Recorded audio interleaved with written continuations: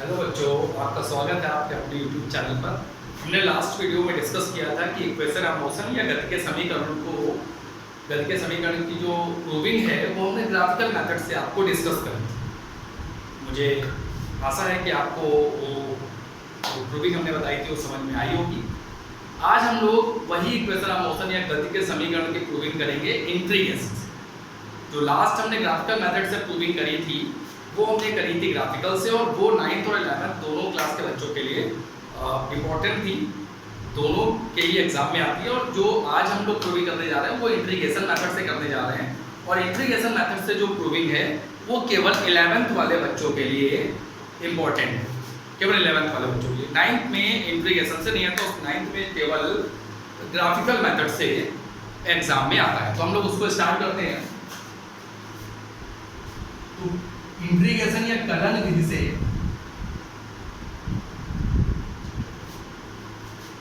गति के समीकरण का निगमन या प्रूविंग। तो हर स्टेटमेंट को अगर हम बोलेंगे तो इंटीग्रेशन मेथड से इक्वेशन ऑफ मोशन की प्रूविंग हमें करनी है। तो derivation of equation of motion bye integration of using calculus. Kiln मतलब कैलकुलस। तो कैलकुलस में ही इंटीग्रेशन और डिफरेंशिएशन होता है। तो यहाँ पर हम लोग इंटीग्रेशन मेथड से या कैलकुलस मेथड से इक्वेशन ऑफ मोशन को प्रूव करेंगे या कलन विधि से गति के समीकरणों का निरूपण करेंगे। 3 समीकरण हमने ग्राफिकल मेथड से आपको प्रूविंग बताई थी तीनों समीकरणों की। तो आज हम लोग ये देख लेते हैं कि कैलकुलस कैसे हेल्प करती है तीनों की प्रूविंग। और कैलकुलस हमारे हर काम को आसान कर देती है। जैसे आपने फिजिक्स जब आप 11th-12th में या हायर क्लासेस में पढ़ोगे तो हम लोग जितनी भी प्रूविंग्स हैं मोस्टली वो प्रूविंग्स इंटीग्रेशन की हेल्प से करेंगे, क्योंकि इंटीग्रेशन हमारी हर प्रूविंग को बहुत ही सिंपल और आसान बना देता है। तो 10th तक हम लोग इंटीग्रेशन जो हमारे इंट्रोड्यूस होता है सिलेबस को 11th में मैथमेटिक्स में इंट्रोड्यूस होता है, इसलिए हम लोग 10th तक इंटीग्रेशन का यूज नहीं करते। 11th में आते हम लोग हर प्रूविंग को 2 मेथड्स कर सकते हैं, एक इंटीग्रेशन एक दूसरा कोई अल्टरनेटिव मेथड। तो हम लोग कोशिश ये करेंगे हम लोग इंटीग्रेशन से या कैलकुलस से उस प्रूविंग को करें ताकि वो प्रूविंग हमारे लिए सिंपल हो जाए। तो और एक चीज मैं और आपको बताना चाहूंगा, जो हम लोग इक्वेशन ऑफ मोशन की प्रूविंग करते हैं v = u + at, s = ut + half at square, v = u square + 2as, ये 3 जो प्रूविंग आप लोग करते हो इसमें एक सबसे इंपॉर्टेंट चीज ये कि ये तीनों इक्वेशन ऑफ मोशन आप तभी यूज कर सकते हो किसी भी क्वेश्चन में जब आपका एक्सेलरेशन यानी त्वरण जो है वो कांस्टेंट या नियत हो। सबसे इंपॉर्टेंट पॉइंट है जो लोग याद नहीं रखते हैं कि ये तीनों इक्वेशन ऑफ मोशन आप तभी अप्लाई कर सकते हो जब क्वेश्चन में त्वरण एक समान रहे। अगर आपका क्वेश्चन में त्वरण चेंज हो गया, एक्सेलरेशन वेरिएबल है, तो कभी भी आप ये तीनों इक्वेशन ऑफ मोशन का यूज नहीं कर सकते हो। सबसे इंपॉर्टेंट कंडीशन है जब भी आप न्यूमेरिकल्स करते होगे और ये तीनों इक्वेशन में से कोई भी इक्वेशन आप यूज करते हो तो आप जरूर क्वेश्चन में देखते होगे साफ साफ लिखा रहता है कांस्टेंट एक्सेलरेशन और नॉर्मली देखते हो लिखा होगा एक समान त्वरण। अगर ऐसा नहीं है तो आपके पास एक ही मेथड उस क्वेश्चन को सॉल्व करने का, वो है कैलकुलस या फिर इंटीग्रेशन। अगर जो आपका त्वरण है या जो आपका एक्सेलरेशन है वो कांस्टेंट या नियत नहीं है तो आप तीनों इक्वेशन ऑफ मोशन का यूज नहीं कर सकते, फिर आपको जनरल इंटीग्रेशन वहां पर यूज करना पड़ेगा। इसलिए इंटीग्रेशन मेथड आपको आना बहुत ही जरूरी है या आवश्यक है। तो आज देख लेते हैं हम लोग। तो सबसे पहले हम लोग चलते हैं, मैं इसको बताने से पहले 2 चीजें आपको बता देता हूँ। सबसे पहले जो हमारा v होता है वो होता है ds/dt। ये आपने मैथमेटिक्स में पढ़ा होगा, ये तो मैं ज़्यादा इसमें डीपली जाना नहीं चाहूँगा। जो सबसे इम्पोर्टेंट है वो आप ये ध्यान रखेंगे। और जो दूसरा होता है वो a होता है dv/dt। तो ये 2 चीज़ आप याद रखेंगे, v = ds/dt and a = dv/dt। ये हम लोग यूज करेंगे, ये आपको याद रखना। तो सबसे पहले हम लोग पहले समीकरण की तरफ चलते हैं। तो फर्स्ट इक्वेशन ऑफ मोशन की प्रूविंग करते हैं। तो सबसे पहले हम लोग लेते हैं a = dv/dt, राइट। ये मैंने आपको बताया, क्रॉस मल्टीप्लाई करते हैं तो अगर आप देखेंगे तो आपका आ जाएगा dv = ad, right, dv = ad। अब हम लोग क्या करेंगे, इसमें बहुत साइड इंटीग्रेशन करेंगे। तो इंटीग्रेशन करते हैं तो यहाँ पे डी हो जाएगा और यहाँ पर ए डी टी, राइट। अब हम लोग क्या करते हैं कि यहाँ पर लिमिट यूज करते हैं। लिमिट आपने डेफिनेट इंटीग्रल पढ़ा होगा, निश्चित समाकलन। तो यहाँ पर हम लोग लिमिट यूज करेंगे। अब तो लिमिट में थोड़ी सी प्रॉब्लम होती है बच्चों को, तो लिमिट बहुत ध्यान से देखेंगे कि लिमिट कैसे यूज करनी है। सबसे पहले मैं आपको बता दूं कि यहाँ पर अगर आप देख पा रहे हैं तो यहाँ पे v के रेस्पेक्ट में इंटीग्रेशन हो रहा है, यहाँ पर t के रेस्पेक्ट में इंटीग्रेशन हो रहा है। तो जिस वेरिएबल के रेस्पेक्ट में इंटीग्रेशन होता है लिमिट उसी की यूज होगी। सबसे पहले चीज लिमिट आप उसी की यूज करेंगे जिस वेरिएबल के रेस्पेक्ट में इंटीग्रेशन हो रहा हो, सबसे पहले। तो यहाँ पर आप ध्यान दें, मैं छोटा सा एग्जांपल आपको बताता हूँ। जैसे कोई ऑब्जेक्ट था, कोई ऑब्जेक्ट ए है, आप उसको ऑब्जर्व करते हो, ठीक है। वो कहाँ से आ रहा था मुझे मतलब नहीं हो, किस स्पीड से आ रहा था मुझे मतलब नहीं हो, कितने वो हम मेरे ऑब्जर्वेशन से पहले वो किस स्पीड से आ रहा था, कितनी डिस्टेंस उसने ट्रेवल करी, कहाँ से आ रहा था मुझे मतलब नहीं होता। मैं जब से ऑब्जर्व करना शुरू करता हूँ वही हमारे लिए इनिशियल, वही हमारे लिए t = 0 होता है, वही उसकी इनिशियल वेलोसिटी होती है और उस समय उसका डिस्प्लेसमेंट या डिस्टेंस जो है वो 0 मींस वो हमने जब किसी ऑब्जेक्ट को ऑब्जर्व करना शुरू किया वही हमारे लिए t = 0 है, वही पोजीशन हमारे लिए s = 0 है। उस समय जो उसकी वेलोसिटी है वो हमारे लिए उसकी इनिशियल वेलोसिटी होगी जब से मैं उसको ऑब्जर्व करना शुरू करूंगी। जब मैंने ऑब्जर्व किया जिस टाइम पे, उस टाइम उसकी वेलोसिटी जो थी वो इनिशियल वेलोसिटी हो गई। जब मैंने ऑब्जर्व किया तो फर्स्ट टाइम तो t = 0 एंड उसका डिस्प्लेसमेंट उस समय हमारे लिए 0 था। वो पहले कहां से आया, उस समय उसकी वेलोसिटी क्या थी और उसने कितनी डिस्टेंस ट्रेवल करी ये मैटर नहीं करता। मैं जब उसको ऑब्जर्व करता हूं तभी से उसका टाइम स्टार्ट होता है, तभी से उसका डिस्प्लेसमेंट स्टार्ट होता है और तभी से उसका वेलोसिटी हम लोग फर्स्ट मतलब इनिशियल वेलोसिटी हम उसको बोलते हैं। तो यहां पर जो चलते हैं, तो जब मैंने उसको ऑब्जर्व किया उस ऑब्जेक्ट को, अब जब ये चलेगा सपोज यहाँ पहुंच गया B पर, A से A पॉइंट से B पॉइंट पर, तब मैंने तो सपोज कोई टाइम t स्पेंड हो चुका है और उसका डिस्प्लेसमेंट भी इस समय s हो चुका है यहाँ से यहाँ, और इसकी जो इस समय वेलोसिटी हम मेजर करेंगे या ऑब्जर्व करेंगे वो भी होगी। तो यहाँ से यहाँ तक जाने उसने t टाइम ट्रेवल किया, डिस्प्लेसमेंट उसने s ट्रेवल किया एंड जो फाइनल वेलोसिटी है उसकी जो वेलोसिटी चेंज हो गई वो भी होगी। अब यहाँ पर आते हैं वापस, मैंने कहा कि लिमिट जो लगेगी वो जिसके रिस्पेक्ट में इंटीग्रेशन हो उस वेरिएबल के रिस्पेक्ट में लगे। तो टाइम हमारा इनिशियली कितना था 0, तो यहाँ पर टाइम 0। अब यहाँ पे आप ध्यान देंगे जब टाइम हमारा 0 था, जब टाइम हमारा 0 था और यहाँ पर तो टाइम की लिमिट आ गई, यहाँ पे लिमिट आएगी वेलोसिटी। तो यहाँ पर वेलोसिटी की अगर हम बात करें, जब हमारा टाइम 0 था तब हमारी वेलोसिटी भी कितनी थी, तब हमारी वेलोसिटी कितनी थी u। तो यहाँ पे लिमिट बच्चों क्या आ जाएगी u। आगे चलते हैं बच्चों, टाइम की ये फर्स्ट लिमिट हो गई, second limit, lower limit upper limit. तो टाइम कितना यहाँ तक हो गया, स्पेंड हो चुका है t, तो यहाँ पर टाइम आ गया t।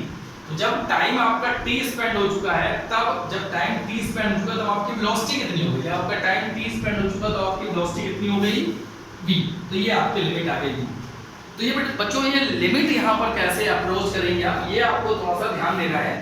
आपको यहाँ से शुरू करें टाइम से, टाइम आपका इनिशियली 0 था जब आपने ऑब्जर्व किया, उसमें जिस समय टाइम 0 था उस समय वेलोसिटी आपकी u थी, जिस समय टाइम आपका t था उस समय वेलोसिटी आपकी v थी। अब सिंपली हम इंटीग्रेशन करेंगे तो सबसे पहले इंटीग्रेशन का एक रूल होता है, जब आप किसी भी ऑब्जेक्ट का इंटीग्रेशन कर रहे होते हो तो जो कांस्टेंट पार्ट होता है नियत पद, उसको हम लोग इंटीग्रेशन से क्या करते हैं बाहर कर देते हैं। ये आपने मैथमेटिक्स में पढ़ा होगा, जो भी पार्ट कांस्टेंट है उसको हम इंटीग्रेशन से बाहर कर देते हैं, उसका हमें इंटीग्रेशन नहीं करना होता है। तो यहाँ पर हमने आपसे शुरुआत में ही बोला था कि हम लोग ए को कांस्टेंट लेट करके चल रहे हैं, हम ये लेट कर रहे हैं, जो हमारा ऑब्जेक्ट मोशन कर रहा है उस ऑब्जेक्ट का एक्सेलरेशन जो है वो कांस्टेंट है, नियत है। तो ए को ये हम लोग इंटीग्रेशन कर रहे हैं, इसमें हम लोग मान रहे हैं इसमें कि जो हमारा ए है वो कांस्टेंट है। तो जब ए को कांस्टेंट करेंगे तभी ये इक्वेशन ऑफ मोशन की प्रूविंग होगी। तो आप जरूर याद रखेंगे तीनों इक्वेशन ऑफ मोशन आप तभी यूज करेंगे जब ए कांस्टेंट हो, अदरवाइज तीनों इक्वेशंस आपकी फॉल्स हो जाएंगी, गलत हो जाएंगी। आपको नॉर्मल इंटीग्रेशन से उन क्वेश्चंस को सॉल्व करना पड़ेगा। तो हम यहाँ पर करते हैं, तो आपने इंटीग्रेशन का एक फॉर्मूला पढ़ा होगा, मैं आपको बता देता हूँ, मैथमेटिक्स में आपने पढ़ा होगा। थोड़ा सा डिस्कस कर देता हूँ उसके अबाउट आपको, उसके बाद अपनी प्रूविंग को आगे बढ़ाऊंगा। आपने एक इंटीग्रेशन का फॉर्मूला पढ़ा होगा, ये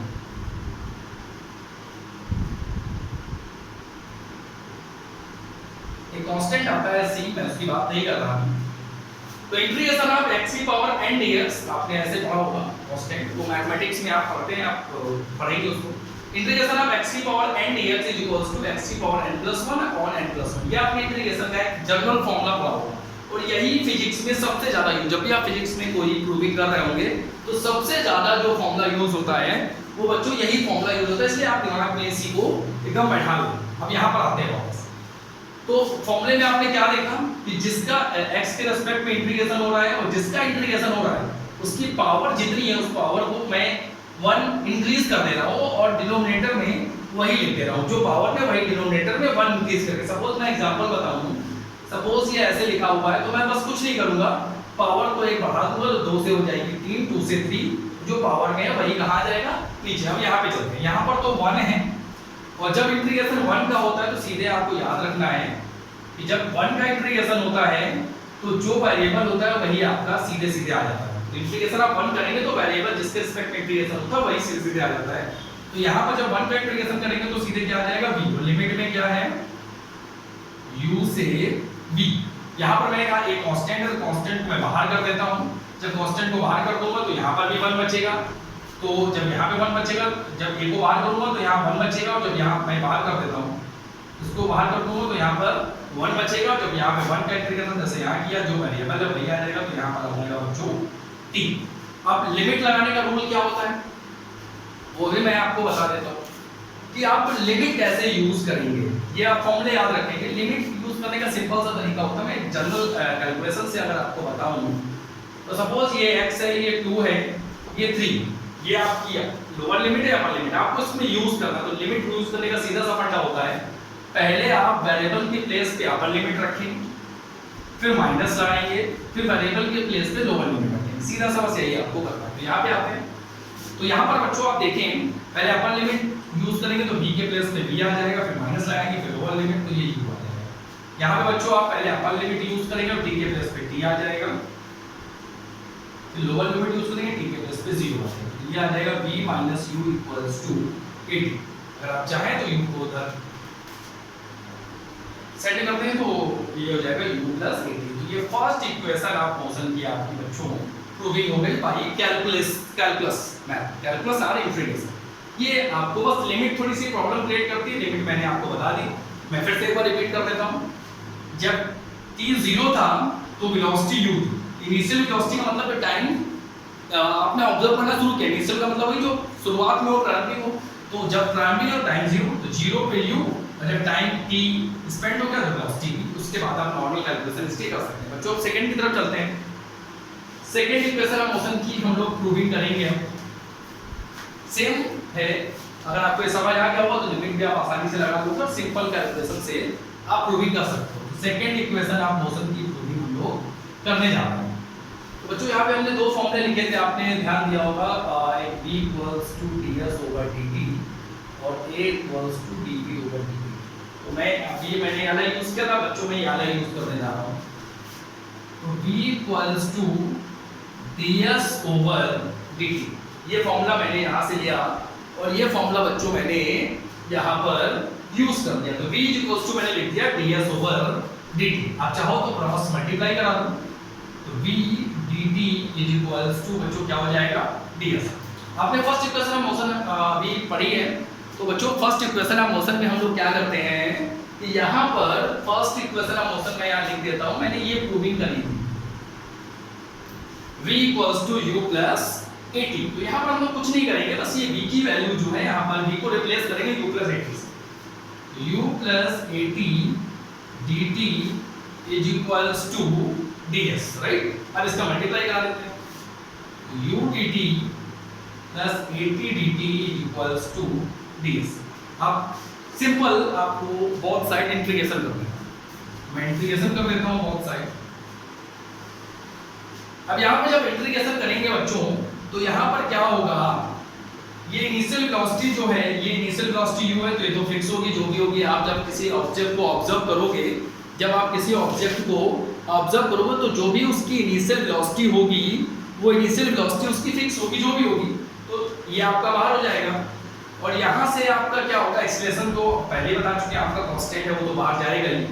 तो यहाँ पर आप जब इसका इंटीग्रेशन करेंगे तो मैं u को बाहर कर देता हूँ, तो यहाँ 1 होगा। तो पहले तो लिमिट की बात कर लेते हैं, पहले लिमिट की बात करते हैं, इंटीग्रेशन हम लोग बाद में करेंगे।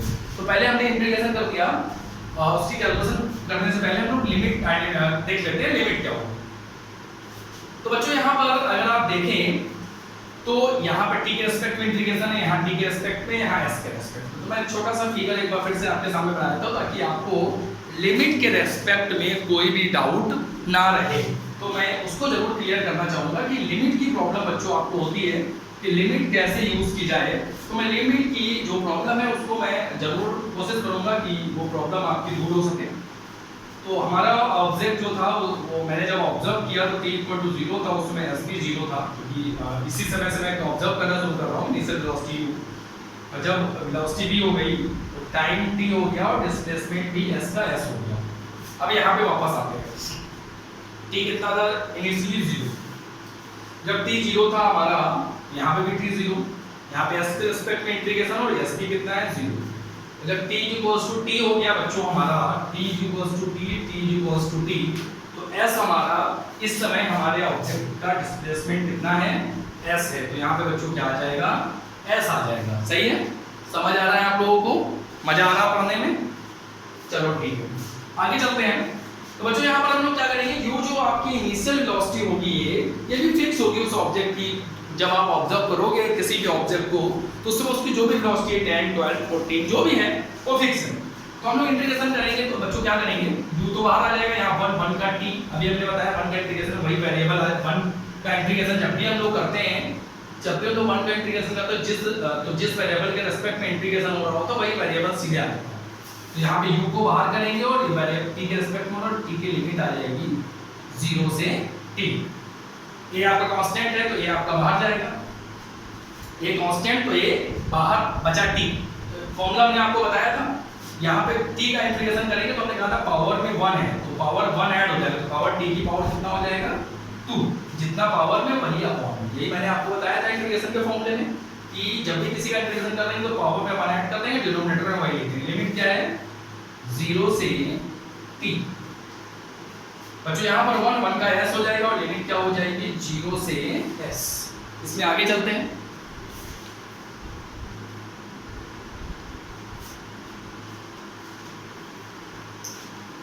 तो बच्चों आपको समझ आ रहा होगा, आसान है, बस थोड़ा सा आप ध्यान देंगे तो चीजें आपको सारी समझ में आएंगी।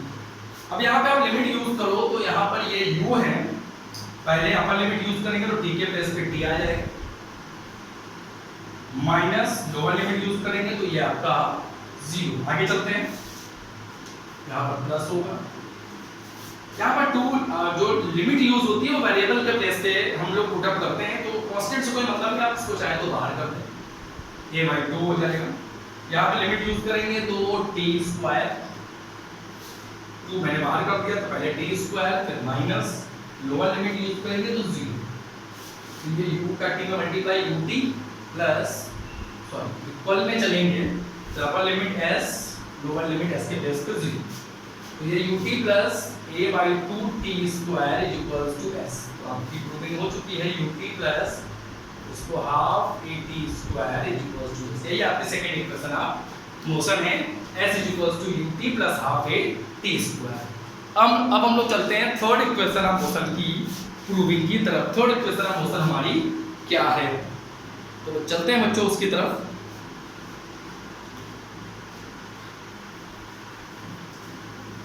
तो आप लोगों को लिमिट समझ में आ रही होगी। एक बार आपको एक बार में ना समझ आए तो आप वीडियो को थोड़ा सा पॉज करके फिर से बैक करके देखें, और अगर फिर भी समझ ना आए तो आप कमेंट करें कि आपको कौन सा टॉपिक, इस टॉपिक में कौन सा पार्ट समझ में नहीं आया। मैं कोशिश करूंगा कि कमेंट के थ्रू या फिर किसी और तरीके से आपके उन प्रॉब्लम्स का सलूशन किया है, या आप जो और भी कोई टॉपिक पढ़ना चाहते हो, जो भी टॉपिक आप पढ़ना चाहते हो फिजिक्स केमिस्ट्री में जो आपको इंटरेस्टिंग लगता है, जिसमें आपको प्रॉब्लम है, आप कमेंट करें, हम उस पर वीडियो बनाएंगे और कोशिश करेंगे आपके प्रॉब्लम को सॉल्व करने।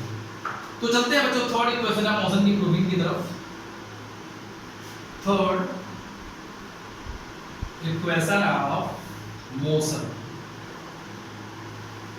तो बच्चों जो ये आपका थर्ड इक्वेशन ऑफ मोशन है, इसमें हम लोग यूज करते हैं a इक्वल्स टू, वही दो हमने फॉर्मूले लिखे तो उन्हीं का यूज कर रहे हैं, a equals to dv over dt। अब हम लोग करते क्या है, इसमें थोड़ा सा चेंजमेंट करते हैं, इसमें ds से अप एंड डाउन मल्टीप्लाई करा देते हैं, ds up and down ds से हम लोग क्या करेंगे, मल्टीप्लाई करा देंगे। अब देखेंगे बच्चों क्या चेंजमेंट आएगा इससे। ये dv ओवर ds, मैं ds को इन दोनों को इंटरचेंज कर दूं, तो dv ओवर ds इसको इधर कर दूंगा, मल्टीप्लाई में आप कर सकते हैं। अब बच्चों देख पा रहे होंगे ये एक फॉर्मूला बन गया, तो ये dv ओवर ds जैसा लिखा है वैसा लिखा रहेगा। अब बच्चों इसको देखो, ये जो ds ओवर dt है वो v होता है, राइट। मैं बता चुका हूं आपको ds ओवर dt क्या है, v है। तो ये हो गया आपका dv ओवर ds v। अब इसका क्रॉस मल्टीप्लाई कर दो आप, तो ये इधर चला जाएगा, तो a ds equals to v dv, right. अब आप इसका इंटीग्रेशन कर सकते हैं, तो आप इसका इंटीग्रेशन करो। जब आप इसका इंटीग्रेशन करोगे बच्चों, तो जब आप इसका इंटीग्रेशन कर रहे हो तो यहाँ से एक लिमिट, सबसे पहले लिमिट, तो लिमिट को देखते हैं। इंटीग्रेशन आप हमेशा ध्यान रखना, इसको सॉल्व मत करने लगना, जब पहले आप लिमिट यूज करोगे, और जब लिमिट आप यूज कर दोगे उसके बाद ही आप इंटीग्रेशन करोगे। तो सबसे पहले हम लोग ये देखते हैं कि इसकी लिमिट क्या रहने वाली है। तो सबसे पहले बच्चों मैं फिर आपको समझाना चाहूंगा वही, क्योंकि लिमिट के साथ कोई कंप्रोमाइज नहीं, लिमिट अगर आपको समझ आ गई तो प्रॉब्लम में कुछ खास है नहीं, इंटीग्रेशन सिंपल सा है, आप देख सकते हो। तो यहाँ पर जैसा कि मैंने आपको बताया था, initial velocity u, displacement 0 time 0, final velocity v, displacement s time t। अब यहाँ पे बच्चों आप देखो, अगर मैं बात करूं यहाँ पे s के रिस्पेक्ट में इंटीग्रेशन हो रहा है, यहाँ v के रिस्पेक्ट में, तो अगर मैं v की बात करूं वेलोसिटी, तो इनिशियल वेलोसिटी हमारी कितनी है u, इनिशियल वेलोसिटी कितनी है u, जिसके रिस्पेक्ट में इंटीग्रेशन होता है उसी की लिमिट यहाँ पर u होती है। तो वेलोसिटी है तो इनिशियल वेलोसिटी हमारी u है, और जब इनिशियल वेलोसिटी हमारी u है तो उस समय हमारा जो डिस्प्लेसमेंट है वो कितना है, 0। तो उस समय हमारा डिस्प्लेसमेंट कितना है, 0। तो जिस समय हमारी वेलोसिटी u है उस समय हमारा डिस्प्लेसमेंट 0, दोनों सेम टाइम। अब लोअर लिमिट सेम कंडीशंस के होंगे और अपर लिमिट। अब v की बात करते हैं, जब t t है तब हमारी फाइनल वेलोसिटी v है, और जब t 2 है, t है, तो हमारा डिस्प्लेसमेंट कितना है, ऐसे आपको पता है ये कांस्टेंट होता है, ये बाहर आ जाएगा, बचेगा 1 का हो जाएगा s, और लिमिट हो जाएगी 0 से s। यहाँ पे आप v के रिस्पेक्ट में v की लिमिट करेंगे, v के रिस्पेक्ट में v की, तो v²/2, राइट। v के रिस्पेक्ट में v का इंटीग्रेशन करेंगे तो v²/2, और यहाँ से जो लिमिट लगेगी वो लिमिट तो आपकी वही रहेगी जो है। इसको आगे सॉल्व करेंगे बच्चों, तो जब आगे हम लोग इसको सॉल्व कर रहे होंगे तो लिमिट यूज करेंगे, तो यहाँ पर लिमिट क्या यूज होगी, ये a है, s के प्लेस पर s रखेंगे, फिर s के प्लेस पहले upper limit minus lower limit variable के प्लेस पर। यहाँ पे जैसा कि मैंने बोला था 1/2 को बाहर कर दो, क्योंकि कांस्टेंट से कोई मतलब होता नहीं है लिमिट। अब इसको बाहर कर देते हैं, लिमिट पहले अपर लिमिट यूज करेंगे तो v के प्लेस पे v आएगा, फिर लोअर लिमिट यूज करेंगे, लोअर लिमिट u है, v के प्लेस पे u आएगा, माइनस लगेगा बीच में, ये हो जाएगा as, और ये हो जाएगा 1/2 v² माइनस u², 2 का इधर मल्टीप्लाई कर देंगे तो ये हो जाएगा 2as, ये हो जाएगा v² minus v² minus u²। यही है आपकी थर्ड इक्वेशन ऑफ मोशन। आप इसको थोड़ा चेंज भी कर सकते हैं, u² बदल सेंड करते हैं, इधर ट्रांसफर करते हैं, तो u² माइनस इधर आके 10 हो जाएगा, तो u² plus 2as equals to v²। ऐसे आप ये भी लिख सकते हैं, ये भी लिख सकते हैं, दोनों एक ही हैं। तो इस तरीके से हम इंटीग्रेशन से थर्ड इक्वेशन ऑफ मोशन की प्रूव कर सकते हैं, v² minus u² equals to 2as, right. तो मेरे हिसाब से बच्चों आपको ये टॉपिक समझ में आया होगा। आपको कोई भी प्रॉब्लम हो किसी भी इस टॉपिक में, किसी भी स्टेप में, कहीं पर भी, तो आप हमें जरूर बताएं, हम पूरी कोशिश करेंगे उस प्रॉब्लम को सॉल्यूशन को सॉल्व करने की।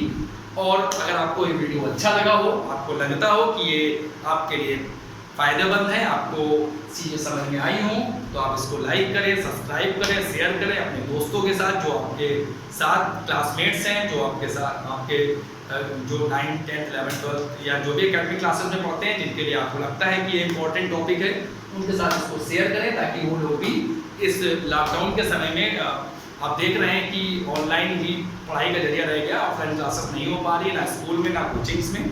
तो मैंने सोचा कि मैं भी क्यों ना थोड़ी हेल्प करूं बच्चों की कि वो भी घर पे बैठ के ही पढ़ सकें जब तक ये प्रॉब्लम चल रही है। ओके बच्चों, इस वीडियो में इतना ही रखते हैं। आप कोई और टॉपिक चाहते हो जिस पे मैं वीडियो बनाऊँ, आप उस टॉपिक को समझना चाहते हो तो आप कमेंट करें, मैं उस पर वीडियो ज़रूर बनाऊँगा। Okay, thank you.